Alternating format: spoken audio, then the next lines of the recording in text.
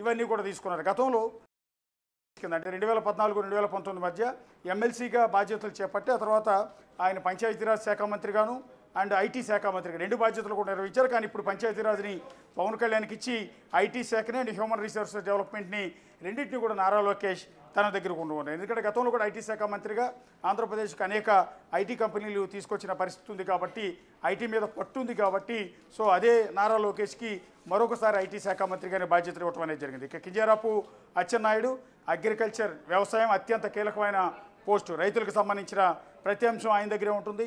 Cooperation, marketing, animal husbandry, dairy development and fisheries ఇవన్నీ కూడా ఆయన కింద ఉన్నాయి. గతంలో 2014-19 మధ్య సోమిరెడ్డి చంద్రమోహన్ రెడ్డికి ఈ వ్యవసాయ శాఖ ఇవ్వటం జరిగింది. సో లాస్ట్ జగన్ సర్కార్లో ఇదే వ్యవసాయ శాఖని కాకాని గోవర్ధన్ రెడ్డికి ఇవ్వటం అనేది జరిగింది. సో అగ్రికల్చర్ అనేది అత్యంత కీలకం. అంటే సీఎం, డిప్యూటీ సీఎం ఆ తర్వాత శాఖ కింద మనం ఇక్కడ కింజరాపు అచ్చెన్నాయుడిని చూడాల్సి ఉంటుంది. ఆయన ఆంధ్రప్రదేశ్ తెలుగుదేశం పార్టీ అధ్యక్షుడిగా కూడా ఉన్నారు. ఆయనతో పాటు ఇప్పుడు ఈ అగ్రికల్చర్, కోఆపరేషన్, మార్కెటింగ్ శాఖ మంత్రిగా కూడా ఆయనే బాధ్యత నిర్వహిస్తారు. యానిమల్ హస్బెండరీ, పశుసంవర్ధక శాఖ కూడా ఆయన నిర్వహిస్తారు. వాస్తవానికి పశుసంవర్ధక శాఖని జగన్ సర్కార్ సీదిరి అప్పలరాజుకి ఇచ్చింది. శ్రీకాకుళానికి సంబంధించిన డాక్టర్ సీదిరి అప్పలరాజుని యానిమల్ హస్బెండరీ మినిస్టర్గా నియమించారు. కానీ ఇప్పుడు ఆ శాఖని సపరేట్ చేయకుండా వ్యవసాయ శాఖ కిందకే తీసుకొచ్చారు. అంటే వ్యవసాయ అనుబంధంగా యానిమల్ హస్బెండరీ ఉండే విధంగా దాన్ని ఇక్కడికి తీసుకురావడం అనేది జరిగింది. డైరీ డెవలప్మెంట్ అండ్ ఫిషరీస్ ఇవన్నీ కూడా యానిమల్ హస్బెండరీ కింద వస్తాయి. సో అవన్నీ కూడా మళ్ళీ ఇంక్లూడింగ్ వ్యవసాయ శాఖతో లింకప్ చేసి కింజరాపు అచ్చెన్నాయుడికి ఇచ్చారు. ఇక 2 Kollu Ravindra mines and geology and excise. So గతంలో కూడా కొల్లు రవీంద్ర 2014-2019 మధ్య కూడా ఆయన కీలకమైన బాధ్యతలు నిర్వహించడం జరిగింది. సో ఈసారి అంటే గతంలో ఎక్సైజ్ శాఖను వేరే ఒకరు నిర్వహించడం జరిగింది. ఆయన కొవ్వూరు నుంచి గెలిచిన ఎమ్మెల్యేకి గతంలో ఎక్సైజ్ శాఖ మంత్రిగా బాధ్యతలు అప్పచెప్పారు జవహర్కి.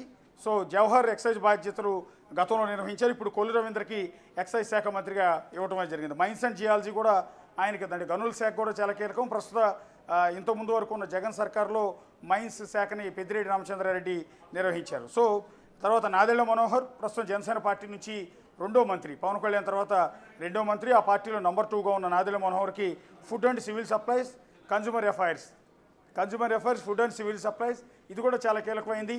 పౌర సరఫరాల శాఖ, ఇంటింటికి రేషన్ బియ్యం సప్లైతో పాటు అనేక అంశాలు పేదలకు సంబంధించిన ప్రతి అంశం కూడా ముడిపడి ఉండే శాఖ నాదెళ్ల మనోహర్కి అప్పచెప్పడం జరిగింది. గతంలో జగన్ సర్కార్లో ఇదే ఫుడ్ అండ్ సివిల్ సప్లైస్ మొదటి 2.5 ఏళ్ళు కొడాలి నాని నిర్వహించారు.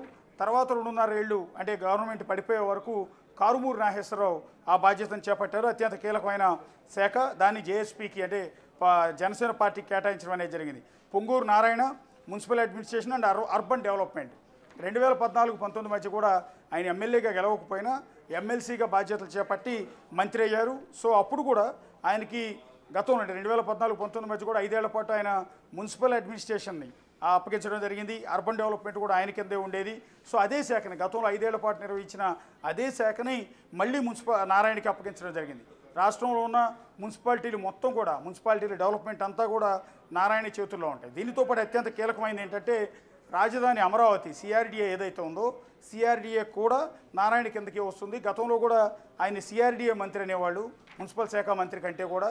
ఎందుకంటే రాజధాని అక్కడ ల్యాండ్ పూలింగ్ భూములు తీసుకోవడంతో పాటు సింగపూర్ అధికారులు, సింగపూర్ మంత్రులతో మొత్తం వ్యవహారాలని జరపడం కావచ్చు, ఇక్కడ భూములు ఒప్పించి స్విస్ ఛాలెంజ్ పద్ధతిలో ఇక్కడ నిర్మాణాలు చేపట్టడం కావచ్చు, రైతులకు ఫ్లాట్లు తిరిగి కేటాయించడం కావచ్చు, అన్ని అంశాలు రాజధాని భవనాల నిర్మాణం కావచ్చు, ఇంటర్నేషనల్ ఆర్కిటెక్చర్ని తీసుకొచ్చి రాజధాని అమరావతికి సంబంధించిన డిజైన్లు గీయించడం కావచ్చు, అన్నీ కూడా నారాయణ చేశారు. కాబట్టి ఆయన్ని రాజధాని మంత్రి అని, అమరావతి మంత్రి అని, సిఆర్డీఏ మంత్రి అనేవాళ్ళు. సో ఇప్పుడు municipal administration and urban development కిందే మళ్ళీ సిఆర్డీఏ వస్తుంది కాబట్టి సో మరోసారి అదే బాధ్యతల్ని నారాయణ నిర్వహించబోతున్నారు. అందులోనూ గత 5 ఏళ్లలో నా రాజధాని నిర్మాణం పూర్తిగా ఆగిపోయింది.